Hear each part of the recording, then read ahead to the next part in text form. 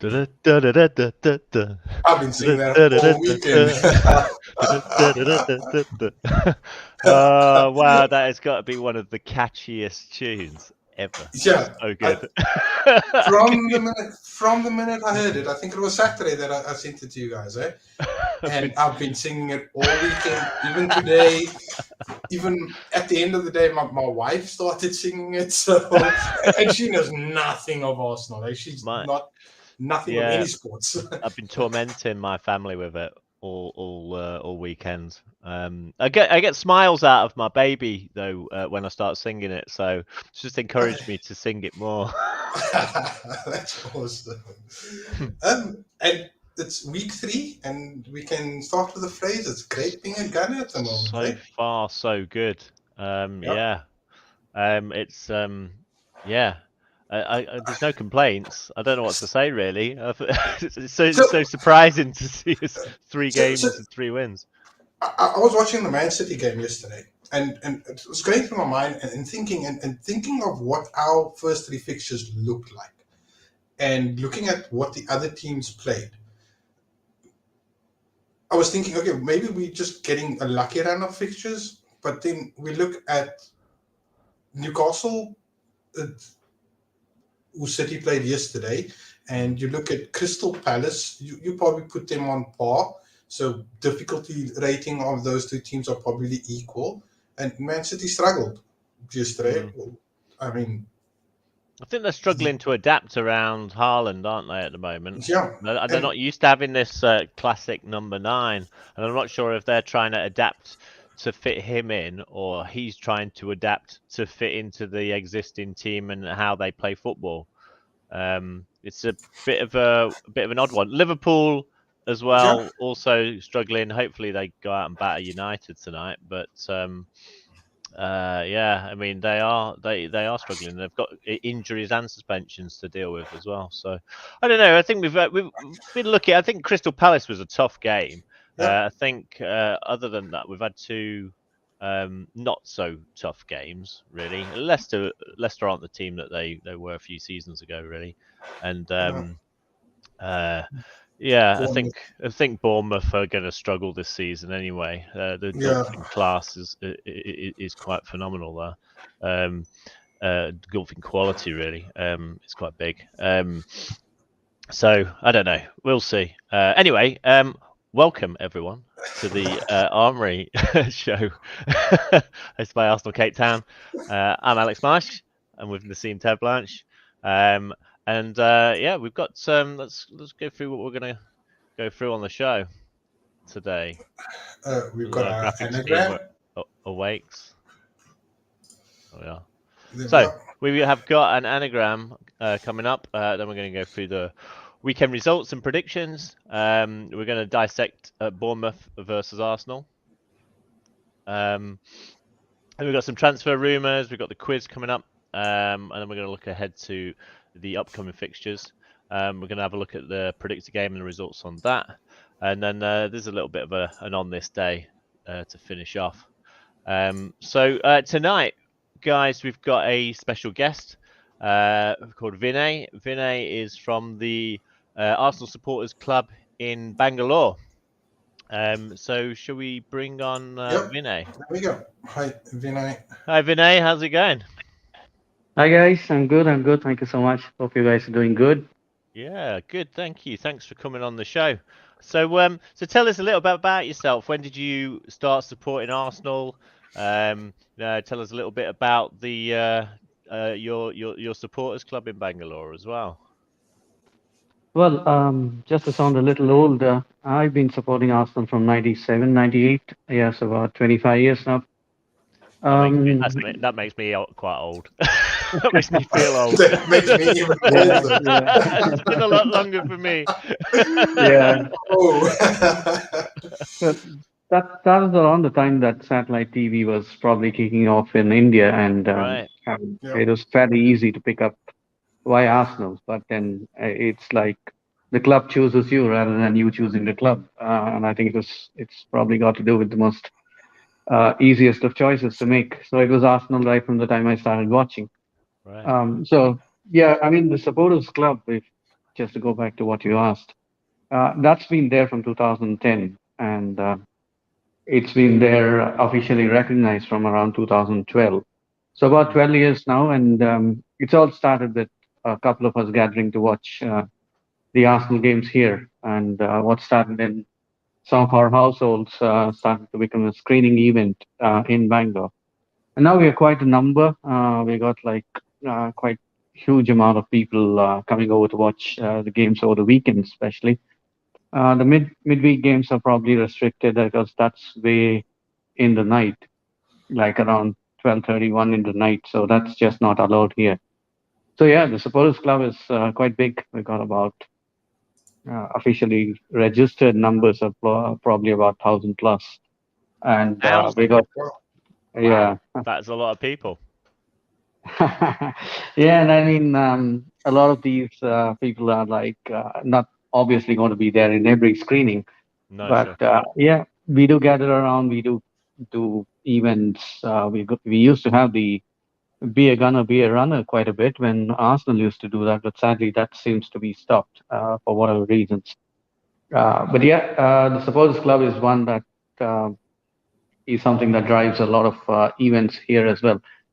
We do take up some of the things that could be taken up, like say some of these charity events and recognitions, merchandise, etc., etc.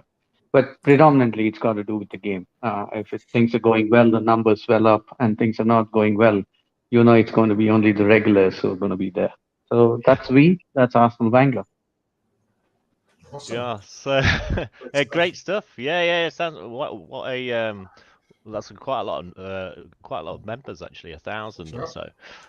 So is it a regular spot that you always go to for the screenings? Is it the same sort of place? Yeah, I mean a couple of regular hangouts.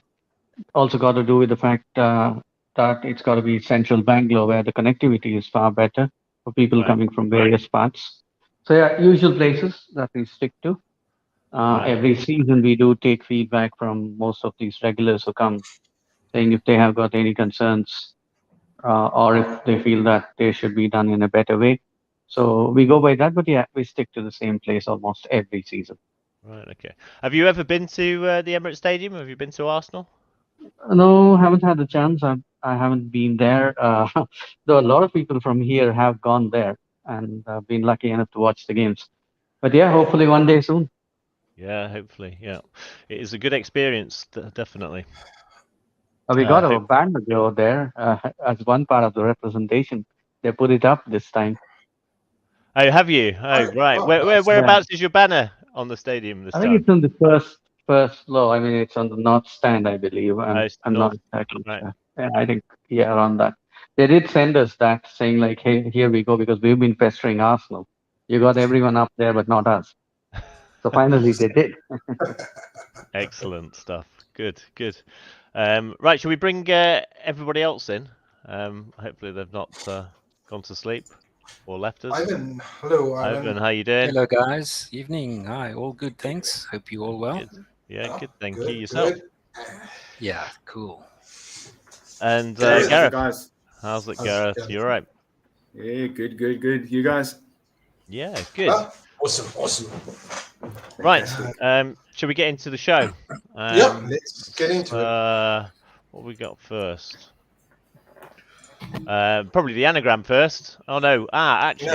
This guy, Steve Braddock. So a special mention for Steve Braddock because he was the head groundsman at the Emirates, responsible for responsible for the pitch at the Emirates. Before that, responsible for the pitch at Highbury, and also responsible for the pitches at London Colney Training Ground as well. So he was responsible for that carpet-like pitch, which is pretty well renowned around the world as being probably and arguably the best pitch in Europe. Really, phenomenal pitch all the time. So unfortunately he passed away this past week. So thoughts with his family there. Yep. Moving on. We've got an anagram next, have we? There we go. The armhole cannon. So for those of you that don't watch the show regularly, the anagram, we have an anagram every time. And you basically have to rearrange the letters, and it's going to be an Arsenal player. We're not going to give any clues away at this point. But yeah, I mean, you've got until a little bit later on in the show to solve it. So good luck with that one. Any ideas so far, guys? Just for the guys in the chat, if you think you have the answer, you can just pop it up, and we'll let you know later if you got it right. So once you have a name, just put it in the comments. Yeah. Cool. Nice one. So let's have a look at the weekend results. So we started off with Spurs and Wolves, which unfortunately ended up with a Spurs win. I was holding out for a draw or a Spurs loss at best there. I guess the surprise ones were the West Ham Brighton one. I thought that was a big slip up for West Ham. Although Brighton looked pretty good. Newcastle Man City. Battle of the Arab teams there. Did anyone watch? Did any of you guys watch that game? Yeah. Was a entertaining game for neutral. Yeah, definitely. It was good. It was a very entertaining game. Newcastle did well. Man City was just a bit stronger than them in the second half, but yeah. Well, the quality came through from Man City. That's that's what's going to get them over the line. Even that's just a draw. To that come one back guy, from where they were. Kevin De Bruyne. Yeah, exactly. That's the difference. You see, that's the levels we the levels we want to be at. That second half, he just switched on and 100%. Was Tom. He controlled that midfield. But I think a lot of people underestimate how far Newcastle have come since Eddie Howe took over. There's been a hell of a lot of improvement there. They came at City like they came at us towards the end of last season. It was they were quite relentless. And at one point they looked like they were going to batter City. But City being City, they got back into it. Fulham beating Brentford. I guess that's a little bit of a shock. I was quite surprised with that one. Palace also beating Villa. I think Stevie G might be under a little bit of pressure there because he's not had results go his way, and Villa don't look great at the moment, to be honest. Everton also not getting a good result against Forest. I think Lampard's job might be maybe under a bit of scrutiny now. And I suppose the big shock, of course, is actually that Leeds one. We can laugh at Man United, but let's all laugh at Chelsea. Is it really a shock though? I thought they were going to batter Leeds. I really thought they were going to batter Leeds. Yeah, I mean, I was up in Leeds yesterday, and I was chatting to a few guys before the game who were going to the game, and they were, their honest predictions were, we'll be really lucky to get a draw here. We'll be really happy with a draw, and then they absolutely destroyed Chelsea. That Mendy mistake though to start with. Oh my god! Classic. Classic. I'll be having nightmares about that for the rest of the season. Cool. Let's look at the predictions. Which were who actually got them right? Nobody. Brandon. 3-0, he got that one right. I think I went with the usual 2-0. Brandon. Well done, Brandon. I think close, he's in the chat. close but no cigar. I think we must follow Brandon this season. Yeah, well done, Brandon, for getting that one right. Table wise, this is pretty satisfying at the moment, actually. Yeah. Not something that we see very often either. Yeah. You usually see it just before the season starts when they go in alphabetical order. And then, after that. Not once games have been played.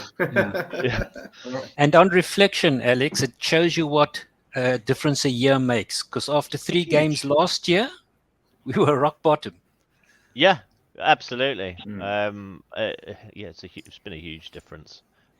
You could see that the quality was starting to come through at parts last season, and that's it was just disappointing that we didn't get that top 4. But we did start to look really good last season, and in pre-season we looked fantastic in pre-season. Yeah. And then we've just brought that through to the beginning of the season. I think it's great.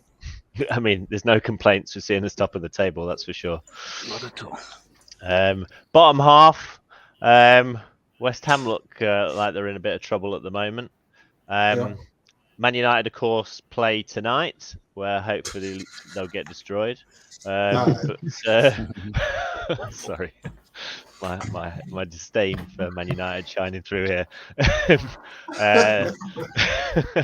But Liverpool also not been doing great. Just 2 draws from their opening 2 fixtures. So, and with a bunch of injuries and suspension, anything can happen there. And a form card, I mean, we all know what this looks like. It looks pretty good at the moment. Just conceded 2 goals, unfortunately. Bit of sloppy ones against Leicester, I thought. But 2 clean sheets as well. So we are looking good at the moment. We can score goals, man. We can score goals. We can score goals. So, looking at the Arsenal Bournemouth game, let's dissect this one. Look at the starting lineup. Vinay, when you saw that starting lineup, which was the same as the last fixture, what did you think about that? Do you think we should have made any changes, or do you think I don't think so. the right thing? Yeah. No, I think there's hardly a reason for any changes. I think sticking by that, I know we're going to do a little bit ahead. I don't foresee Arteta changing anything of this team, at least in the near future. I think the Man United away game may have Tierney coming in, but till then, I don't foresee us changing this. No. Do you not think Tomiyasu could have come in instead of White? White was shaky. I think the first half. I think if we were to pinpoint, even in a game that we won quite comfortably, I think White and maybe Saka hasn't started off, or probably we are expecting a lot from Saka. I know it was his 100th game and all that, but I think White is probably the one that hasn't been the most assuring, or probably it's got to do with Saliba and Gabriel being really good, and Zinchenko's just slotted as if he's been with us from a long, long time.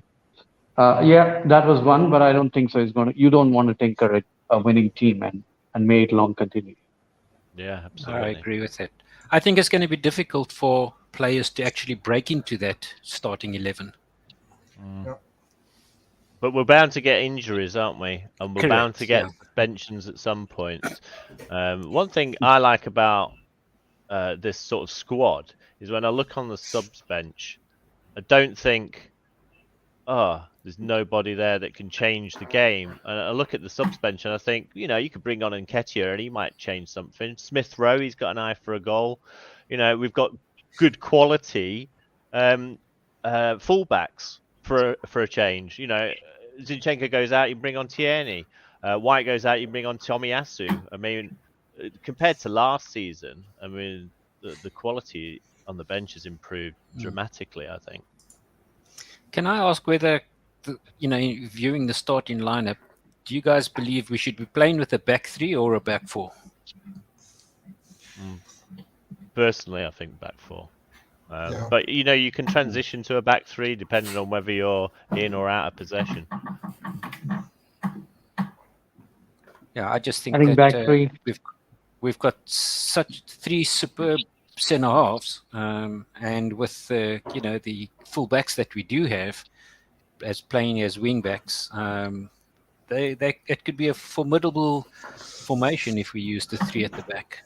Yeah, but if you look how we play, we transition into a back 3 anyway, because Xhaka pushes up about 15 yards further than he was last season, and Zinchenko falls the midfield.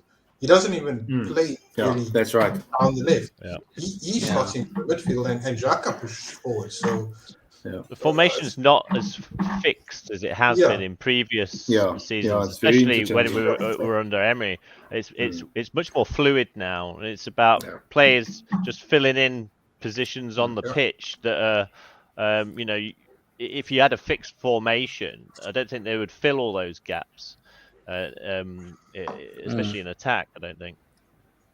So, yeah, I like to see it quite fluid. I mean, it's working at the moment, isn't it? And I think that's the main thing.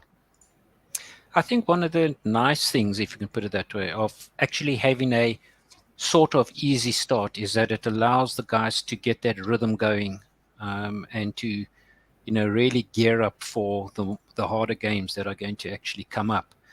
And I think rhythm is something that is huge in a successful team. If you've got that going forward, it's almost like having an extra player on the park.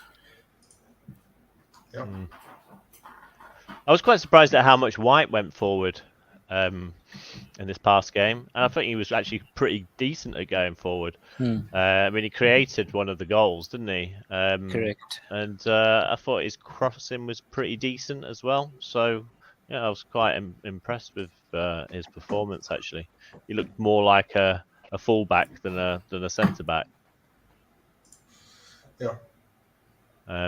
So stats wise, I mean, we dominated that especially the first half. I think no surprises there. I mean, the shots, 14 shots to 6, and Bournemouth had no shots. Did they have any shots? Oh yeah, one shot on target. Yeah. So I don't think there were any surprises there. I think even Eddie Howe realised that we absolutely battered them in the first half. We could have had a lot more goals, I think. Yeah. Yeah, we left some goals out there for sure. Also, I mean, they didn't really get out of third gear, did they? The 2 early goals helped, and then I think also what helped, and maybe from a year ago, if you had to go back, is when they made the change at half time and the change in formation, they came at us, and then we hit them straight away with the sucker punch, with Saliba's goal, which it killed the game off. And from there, it was a training session. I mean, they had a few crosses which came in. I thought Ramsdale could have dealt with it better. And then also from some of the corners, he wasn't flapping, but he just, he didn't really command the box. But I mean, other than that, I think it was, when last have you been able to say that it was actually a pretty easy game, and we didn't even get out of third gear. Yeah, that's true. Man of the match, Ødegaard. What are your thoughts on the man of the match choice? See, I'm pretty sure it wasn't. I'm not sure it went to Ødegaard, did it? I thought Jesus. Jesus. I thought he got man of the match. But I've been checking the fantasy league, and he's got no bonus points, so I'm not sure he did get it. No, I was sure Jesus got man of the match. Wasn't he the one named by Sky or during that? They said Jesus was the name. Yeah, so Jesus got it from Sky, but I don't know where did this man of the match come from? Was this Arsenal's man of the match? This was the Premier League's man of the match. Ødegaard. Was it? Right. Oh, okay. Weird. It's weird how it never seems to line up with the Sky Sports man of the match. Yeah, and Saliba still didn't get it, unfortunately. Which, a clean sheet, and he got a wonder goal as well. Yeah. So, guys, come on. Look, come on. Can I do it again? Can I do it again? If he's got to play a lot better than he has been and win the man of the match, he's going to have to put in an absolutely phenomenal performance. Well, he's going to have to score a hat-trick, isn't he? I think that's... Once again, Alex, I need to move.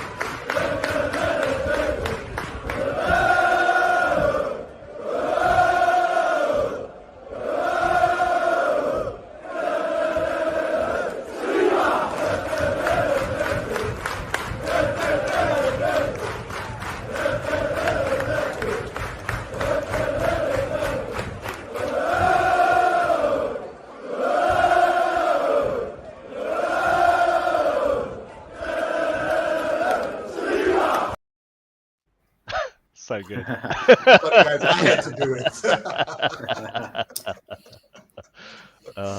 It was, you know what was good? I mean, the away fans sung that for about, I don't know, it felt like about 10 minutes solid before the first half ended. Oh, it was great. Which was awesome. And for him to get that chance during that game and then score an absolute wonder goal with his wrong foot as well. I mean, it was amazing. Vinay, what do you think about Saliba? Do you think of his performances? Do you think he's our top man in defence now? Well, I was a bit skeptical when he came in. I mean, very honestly speaking, I hadn't seen him. I haven't watched him at all. And honestly, before the start of the season, if there was a sense that we're going to get a real good deal out of him, I was even like, okay, maybe, because I didn't sense that Mikel had this confidence in him to have him play. But after 3 games, I think you got to say, like, whatever was the plan around him, that seems to be working. He looks really composed. I think what we were looking for is that, and I think, the weekend game against Mitrovic will be something that he will be tested, somebody who's going to bully him a little. But I think that's the test that he's going to take up. And then when he goes to Old Trafford, of course, Ronaldo and company, if at all Ronaldo is still there. But I think he looks the real deal so far. Hasn't been really tested, but whatever comes in front of him is what he's been able to handle, and I think he's handled it very, very comfortably. Even the own goal, the reception he got was fantastic. Emirates often accused, I mean, fairly or not, I would leave that, but often accused of being silent when we concede. But that was so refreshing to see.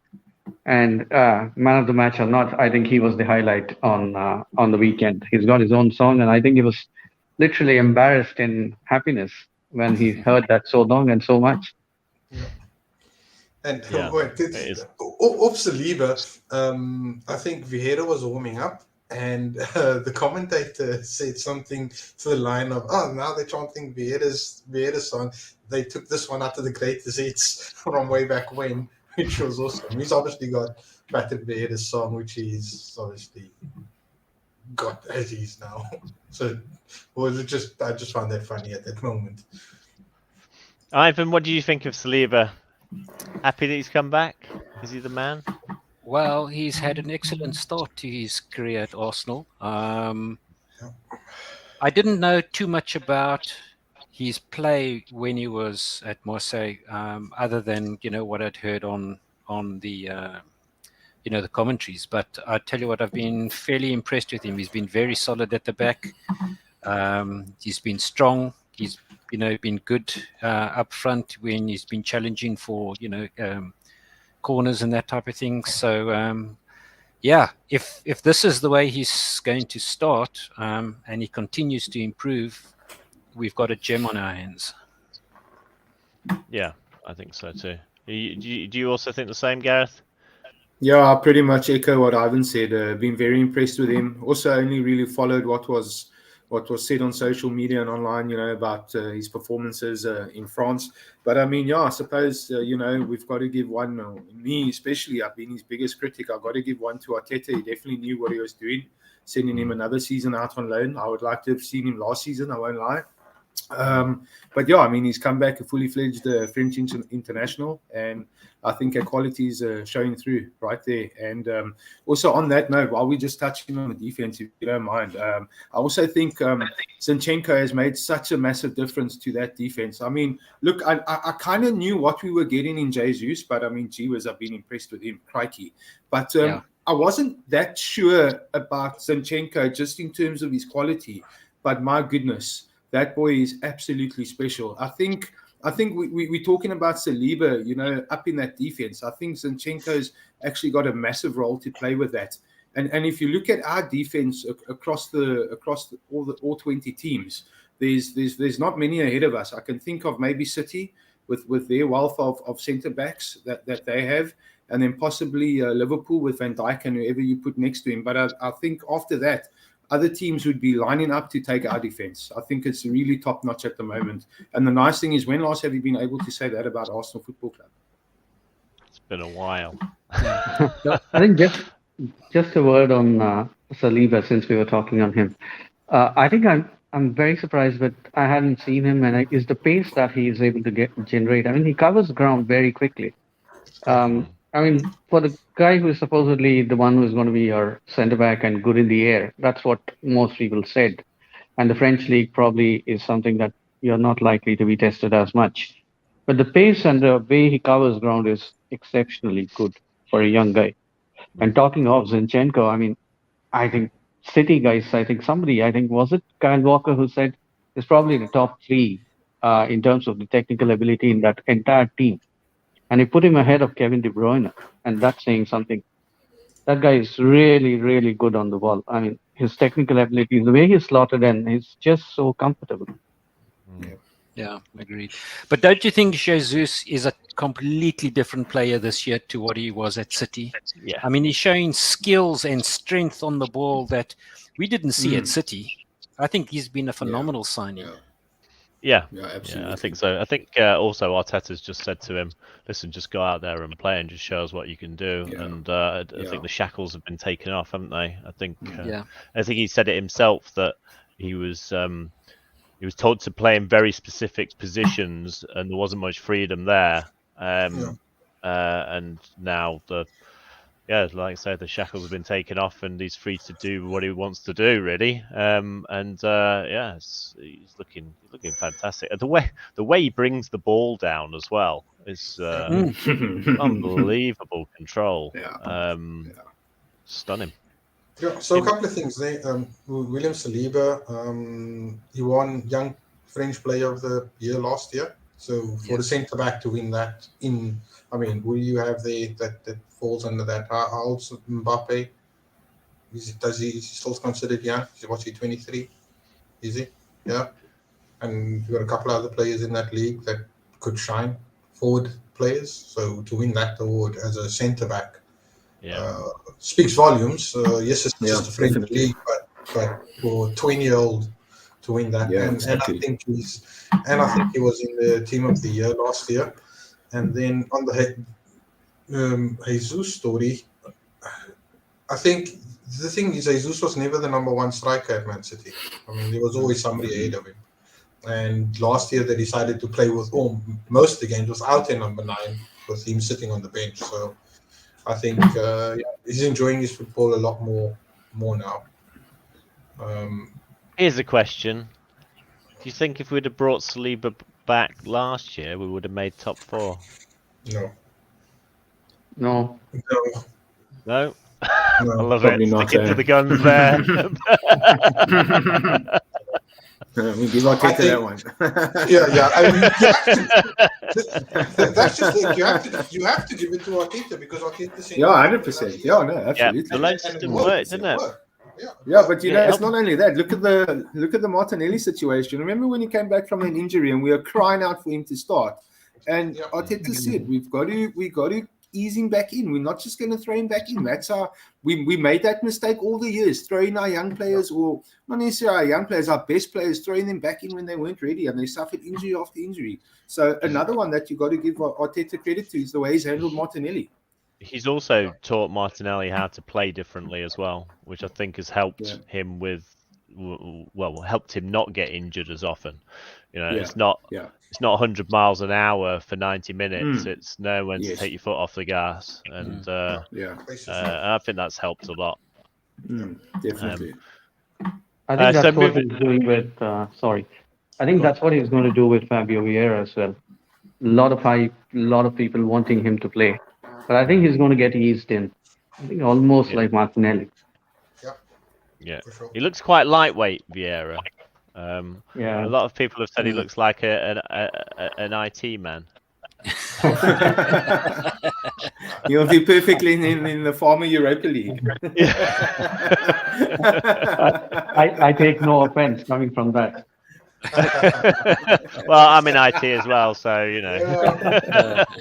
IT guys take no offense to that. You guys touched on the bench earlier, so bench looks good. Bench looks good. Yeah, we did touch on the bench. Do you think that we're right on leaving out Tierney and Tomiyasu at the moment? Is it, I think Vinay touched on this, but Yeah. Ivan, what about you? Do you think Tierney should get a look in? Do you think we should mix things around a little bit? Yeah, look, I'm very much with Vinny in that I don't like breaking up winning teams. I would still go with the same starting 11. Bring the guys in maybe a little earlier in the game to give them a run. But yeah, look, I mean, Tierney's great down the left. I really like him as a player. Tomiyasu as well. I think that for once we've got depth down the flanks. Coming from fullbacks. So it just augurs well for us that we've got that and we can call on these guys. But I think for the next few games I would certainly most probably start with the same starting 11. Yeah, I think so. Gareth, do you agree with what Warren's saying here? Ease them into the Europa League and Carling Cup? Well, I suppose that's going to be their way into the first team, the way things are going. Personally, I'd probably like to see Tomiyasu get a look in. If not, maybe starting, definitely coming on much earlier, because I just think he gives us a different option at right back. Ben White stood in, he stood in well. Can't complain there. He's put in a shift, but I mean, he's not a natural right back. So I definitely start looking at getting Tomiyasu back soon, and then I mean, at least if you got Ben White on the bench, he covers a few bases for you as well, and I mean, he can easily slot into the centre back position. And then on the Tierney situation, I mean, what a fantastic position to be in when a fit Kieran Tierney can't make your side. I mean, I think he's been the one player we missed in that running last season, missing out on Champions League, and now he can't even get a look in. So, I mean, I've always been critical of the squad. That's always been every time I've come on all my social medias, my biggest problem I've always had is the squad, the quality of the squad depth. And I think we're definitely on the right track now. We're definitely moving in the right direction with the depth that we have in our squad at the moment. So we all trust in the process. Is that what we're saying here? It seems that way at the moment. Sing while you're winning. Nice. I like it. So there's some rumours going about Saka. Although, actually, I don't know if this is a true rumour, but he's on his way out. I think he's just going to sign another contract, isn't he? I heard the talks were positive about the contract, and I mean, Arteta said that in his pre-match interview. So, yeah, I mean, you just needed to watch all or nothing and the behind the scenes there, and even the short clips they showed from the interview, especially during the Aubameyang situation. He was always open and honest. He maybe didn't say everything that he needed to say, but he answered all the questions honestly. So, I mean, if he says the talks are positive and it's close, I mean, I'm believing him. I think this boy we need to tie down for many years to come. He is the future of Arsenal football. He's the present and the future. When you look at his salary, it's not very high, is it, compared to a lot of other players? Yeah. Considering he's pretty much carried the team. Well, he certainly carried the team last season. Yeah, I was surprised to see his salary was so low. So, you'd expect him to be certainly over the 100k a week mark. Most definitely. Well, we've given Eddie and Ketia 100k a week, so I should hope we're giving Saka a lot more than that. Yeah, exactly. I think he's signed some extension. I would expect him to sign this time around, but the future part, maybe a little skeptical on that part. Will he stay long or longer? But I think he's going to sign it right now. I think he's going to stay with us at least the next 3 years, hopefully. Then on, you never know. Hopefully in 3 years we've won the league and then he'll stay for longer. Well, but then what about the interest in Pedro Neto? Yeah, well, there's a few other transfer rumours. If we the next slide. These are two players who could be on their way out. Would you like to see them go, guys? Pepe? Yeah, I think Pepe. I I don't think think the he would. Pedro Neto rumours is coming to maybe offset the departure of Nicolas Pepe. Unfortunately, it hasn't worked out for him at Arsenal. I mean, it's sad. Me personally, I really wanted it to work out for him, just because if it did, I think we would have, we would excel even further. But unfortunately, it hasn't. So I think he needs to move on. And another one that I'll be sad to see go is Maitland-Niles, just because of his versatility. But, in most things, it's usually your versatility that kills your career. So I think he needs to get a position and stick to it. But I suppose he needs to go for himself as well, man. But I'll be sad to see him go. Yeah, there's a few rumours about who might be coming in. Neto being one, Paqueta being another, Tielemans, Gakpo, Pino. Take your pick. Who would you want to come steal in? that one from United, or are we just driving the price up?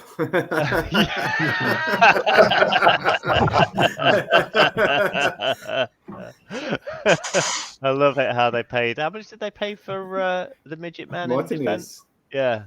Too much. Yeah. Based on the first 3 games, we've dodged a bullet there. Yeah, absolutely. Gareth, who would you like to see come in out of that list, or is there someone else that you'd like to see come in? I'd like to see Neto come in, and then also Tielemans, just to give us something extra in midfield. I think he covers a few bases in the middle of the park, so he'll be a good one to come in. And I know off the air we were talking.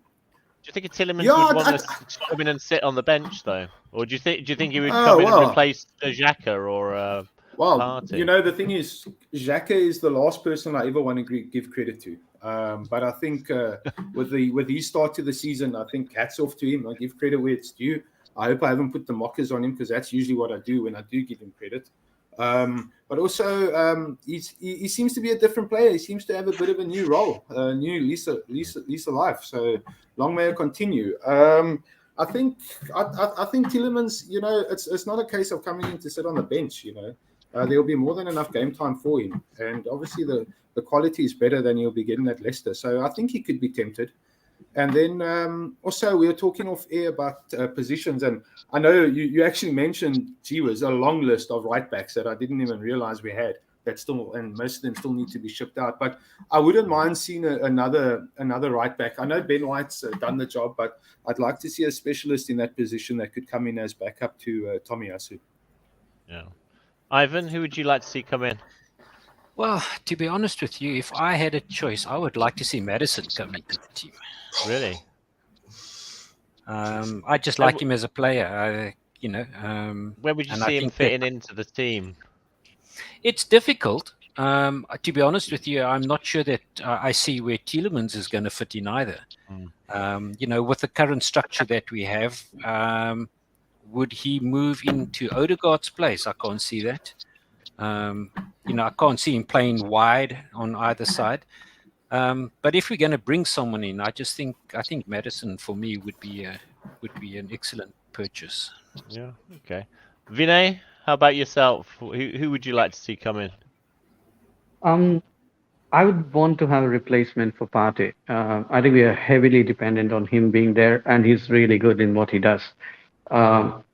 I think the focus should be on trying to have a replacement, irrespective of what happens. I'm not touching on the topic nobody wants to talk about.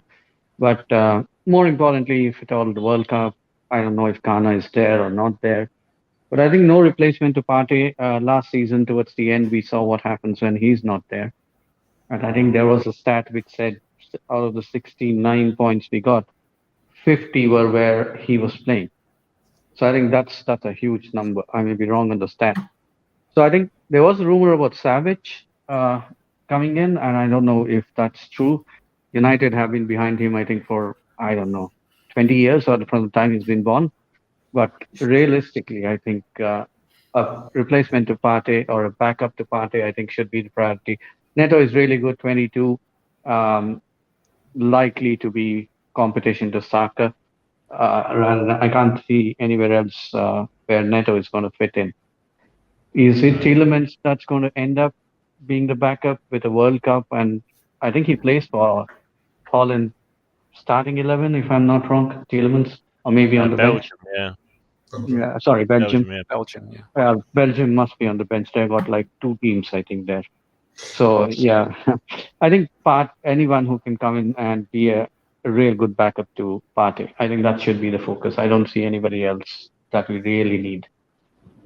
No. Okay. Naseem, what about you? Who would you want to see come in? Tielemans and Neto, right? You want to see them both come in, do you? Yeah, both. I'm just going to repeat what Vinay said. Is backup for Partey and Neto backup for Saka. That's all we need. Maddison would be awesome, but where does he fit? You've got Smith Rowe on the bench, you've got Vieira on the bench, and Maddison to that brilliant player, but yeah, that doesn't fit in the team. Somebody's gonna have to give way, but also. And I think one thing we've got to be careful of. Sorry, carry on, Naseem. Finished? No, I just said that. I said we had to buy Maddison 2 years ago, before Odegaard. The only thing that worries me about bringing too many guys in is that you disrupt the harmony in the team because you've got guys who want to play and you are sitting on the bench. And it becomes extremely difficult to rotate players and keeping them all happy. I'm just scared that you bring too many guys in, you expect to be in the starting 11, that it starts causing, a lot of disharmony amongst the players. Yeah, it helps having the Europa League, or it helps having some European competition so that we can rotate a bit more. And players will get suspended and they will get injured, and we've seen that too many times. And we've not had, like Gareth said, we've not had the squad depth in previous seasons. So it is important to have quality, like Man City have in the depth of their squad. I mean, they've got pretty much two Premier League teams, two top-class Premier League teams for their squad. So, and Morgan just repeated what you just said with Man City. Yeah. Okay. Moving on to the quiz, guys. Did anyone get the anagram? Nope. No. Anyone? Right. What is the anagram? Armhole cannon. Anyone in the comments? Okay. There's nobody in the comments. Okay. Well, one clue. He just retired from football. He just retired now the other day. That's your clue. I'm gonna give you 10 seconds for that one. Oh, is that Monreal? Monreal, indeed it is. On the thing. Yeah. Nice one, well done, Gareth. Yeah, awesome. Hey, okay. The clue was eventually a dead giveaway. Gee whiz, Armoury cannon. Right, question number 2. Do you want to explain this one, Naseem? What is it? What you're going to do is match up the actual fixtures to the attendances. Yeah, they are a good First Division Premier League. Have a look through those. So it'll be like A1, B2, C3, B4, or whatever. But mix obviously the letters and the numbers around to match up. Yeah. So what was the attendance for Arsenal Sunderland in 1935, and what was the attendance for the Chelsea Arsenal game in also 1935? Jeez. And then the Spurs Arsenal at Wembley Stadium, and then United Arsenal in 48. Yeah, we're going to go with let's go with number 1 first. Arsenal Sunderland 1935. Who's Gareth? Which do you think that one aligns with? I don't know. I'll say C. Yeah. Okay. Ivan? I think I'll go with B. Yeah. Vinay? Well, I'll go with C as well. Yeah, okay. And number 2, Chelsea versus Arsenal, 12th of October 1935, Stamford Bridge. Gareth? D. Yeah. Ivan? I'll say A. And Vinay? Just a thought, does it even hold this kind of numbers? I think half of the people must be in the bus stop. I'll go with 8.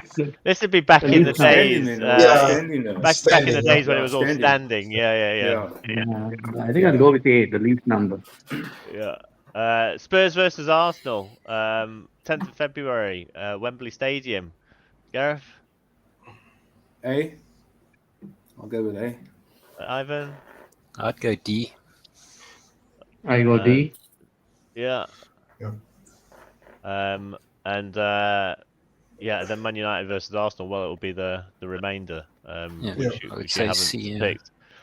So, what are the answers? Jeez. 1, 4, 2, 3. Yeah. So the Highbury capacity was 38,000. The first one. The Highbury capacity was 38,500, but there was standing room way back when, so that pushes up to 73,000. This match, the second one, the United game, was played at Main Road because Old Trafford was damaged because of World War II. And the second one, that's the record attendance for Stamford Bridge ever.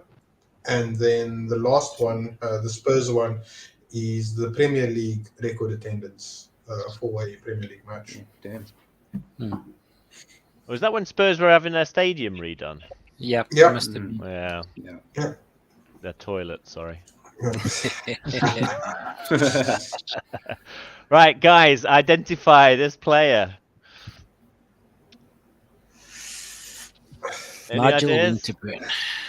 Nigel Winterburn was saying. Ivan's going Nigel Winterburn. Gareth? Oh, you broke up there. Sorry, man. I don't know if it was. So we're gonna identify this player with the black circle for his head. He doesn't actually look like that. Yeah, Steve Morrow. Steve Morrow. That's a good one. Steve Morrow. Vinay? That's a good one. JVC, I don't know. Maybe Lee Dixon. Lee Dixon. All right. It is, in fact, Steve Morrow. Being held up by Tony Adams before Tony Adams dropped him. So this, I don't know if any of you guys remember this. And he broke his arm. This is the Coca-Cola Cup final, 1993. When Tony Adams hoisted up Steve Morrow and he fell over and broke his arm and couldn't play in the FA Cup final. Yeah. Gotcha. Because Steve Morrow scored the winner, didn't he? Lineker broke his nose in the FA Cup final. Sorry, what's that? Yeah. Lineker broke his nose in the FA Cup. And he scored the winner, didn't he? Yeah. And I think he also scored the winner, Yeah, he scored the winner. Both against the same team as well. I don't know if you guys can remember. Both against Sheffield Wednesday. Yeah, that's right. Yeah. I think that was the first FA Cup Arsenal won for me since me being an Arsenal supporter. I was probably like 10 years old or something like that, and I remember I tried to stay up to watch the match, but I fell asleep. And only saw the next day Arsenal won. Yeah, I think we were the first people. We were not the first team to win the domestic double as well, the FA Cup and the League Cup in the same season. I think we were. Yeah. I remember that play. Yeah, just to come back to falling asleep, Naseem. I remember that replay. If I'm not mistaken, it was actually during the week, and it went to extra as well. It was a very It went on quite late. I was about 12 at the time. I've got to say, I was dreading it. And it was a late winner as well. I think like in the last minute of it. Yeah, it was pretty late. Yeah. Question 4. So this is a who am I? Born in Dulwich at the beginning of the 60s, I signed for Arsenal as apprentice in '79 and turned professional the following year. I played a total of 447 games in midfield for the Arsenal and scored 37 goals before eventually leaving at the end of the '95 season. After a brief spell away, I returned to Arsenal to become a youth team coach for 7 years. And after a variety of coaching jobs, I am now a coach for England under 17s. Who am I? This is a difficult one. I couldn't get this. It's that one guy. So many names. Yeah, so many names. So Vinay, many any names ideas? I can think of now. Oh, I can't think. No? 95. Yeah. So he's obviously in that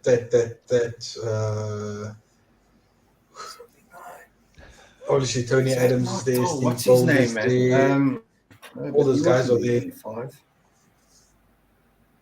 No, it's not Steve Bold. Bold? No. No, Yeah, no, it is. definitely not Not bold. Steve No, Bold. it can't be bold. You were still there in '98. Yeah. After a brief spell away, I returned. No, okay, Jesus. Ivan, any idea? No, I'm reluctant to say. I have the person's face in front of me. I just can't come up with his name. He's a midfielder. Left-footed player, He's played still in the alive. midfield. If that's any use. Set up the winning goal for Arsenal in the Man United Cup final where we won 3-2 with the 5 goals in the last 5 minutes. I can't think of his name. Sutherland. No, he was the guy who scored the goal, the winning goal. And our fantastic left-footed midfield player. Okay, his first name was Paul. There you go. Oh, it's not the one then. Paul Davis. Is it Paul Davis? Paul Davis, yes. Paul Sure, Davis. okay. Well done. Jeez. There he is. So that's the end of the quiz, guys. So let's look at the week ahead. Obviously, we've got Fulham. There's another potential banana skin for United. They're all potential banana skins, aren't they? Love it. Southampton have come off a great win. We've got Chelsea, Leicester, City, Palace looking very good at the moment. So anything can happen there. Brentford, Everton. I think that, if Brentford win that, Lampard could be in a bit of trouble. Forest, Tottenham. Hopefully, Forest will do us all a favour. Absolutely. Yeah. Brighton Leeds could be a cracker. Yeah, it could be. Our form card then, looking at is it our form card? Hold on a minute. Yes, sorry. Yeah, we've seen our form card earlier actually. Going into the Fulham game, let's look at the past fixtures, the head-to-heads. We've got a midweek game as well, eh? Next week. Villa. Yes, Villa the week after. Yeah, I think we'll do another show before then, though, won't we? We will have one the Monday. Yeah. So yeah, generally we've tended to do all right against Fulham. Except last season. We always mostly tend to beat them actually, apart from that draw before they got relegated. Fulham themselves, I mean, it was quite a surprise that they beat Brentford, but they held Liverpool to a draw, and they've held Wolves to a draw, so they're not exactly pushovers. They've got some decent players in their team. Mitrovic is scoring as well. But overall, I think we've got. If we go to the next slide, I think we've had 40 wins against them, against their 8 in our history, 11 draws. Some little facts there for you. Arsenal, was that? Yeah, okay, never mind. You've all read that. So predictions. Right, guys, what are you going for, Ivan? What are we saying against Fulham? I think I'll go for my standard 2-0. Your standard 2-0. Well, have I stolen it from someone? I don't know who. So 2-0 for Ivan. Gareth, what are you saying? 3-1 Arsenal. Vinay, have you got a prediction for this Arsenal Fulham game? Yeah, I think I'll go for 3-0. 3-0. How about you, Naseem? We're playing at home, right? Yeah. 4-0. Yeah. 4-0. 4-0. That's brave. That is super brave, but we have looked good. Yeah. I'll say that. So, for those of you that don't know, if you go onto Arsenal Cape Town's website, arsenalcapetown.coza, you can register on the site and put in your own predictions there. We do have a predictor game that is ongoing. How are the scores looking in that predictor game at the moment? Here we go. There we go. Leonard with 13 points. Naseem, can you explain the points for those people that don't know how the points system works? Okay, so points is 5 points for the correct prediction, which means you got the score exactly correctly. You get 1 point for predicting the correct result. So if you predict Arsenal's going to win 1-0, but Arsenal wins 5-0, you get 1 point for it. But if the goal difference is correct, so if you predict Arsenal wins 1-0 but Arsenal wins 2-1, you'll get 3 points for the goal difference, and then obviously 0 if you don't get it right. The guys with the little asterisks there, they got the score prediction correct for our last game. So there's quite a few, 1, 2, 3, 4, 5 people. Well done. Good Awesome. effort, guys. So, just to wrap up then, on this day, On this day, 1970, the match 3 in Arsenal's first double season, Gunners becoming just the 4th team to win the First Division title and the FA Cup. It was also the first win of the season after draws against Everton and West Ham United in the opening 2 games. John Radford netted a hat-trick alongside a goal by George Graham. And Arsenal would not lose a single league game at Highbury that season. The team finished on 65 points, 1 clear of second place Leeds United. Always satisfying. Hey, Morgan. Clinching the title by beating Spurs 1-0 in the season's final game. So that was a 4-0 to Arsenal versus Man United. Let's all laugh at Man United. Anyway, so they're playing now, aren't they? Yeah, the game should start now. Yeah, it should have just kicked off. Any predictions for that one, guys? Before we go? Liverpool win. I hope Liverpool better them, man. Yeah, I hope Liverpool smash them. 5-0 or something. In trouble. I can never wish for a United win. What are you saying there, Vinay? To a nicer club. No, can never wish for a United win. Never, ever. Never ever wish for a United win. I love that. I love the sound except of when that. they play Spurs. Except when they play Spurs. Oh, then it's a 0-0 with 5 players. Casemiro kicking Kane will be perfect. Right, guys, that wraps it up for this evening. Thanks very much for coming. A special thanks to Vinay for coming on the show. Really appreciate you coming on there. Thank you so much, Nate. Thank you so much. Thanks everyone for joining as well, and thanks for all the comments, guys. We appreciate those, and we shall see you next week. Cool. For sure. Been a pleasure. Thanks, guys. Thanks, guys. Cheers, man. Have a good one. Cheers.